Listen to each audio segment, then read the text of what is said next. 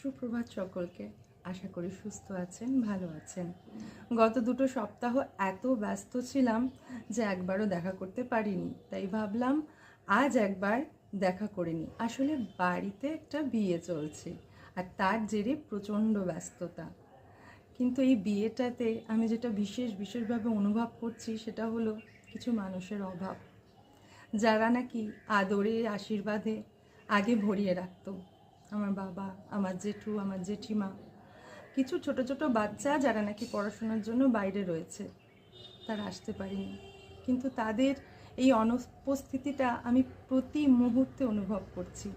প্রত্যেকটা মানুষকে ভীষণ ভীষণ দরকার। অনেক সময় অনেক কারণে মানুষের নানা রকম সমস্যা হয়, আর সেই সমস্যার জের কাটিয়ে আমরা আবার একসাথে হতে পারি না।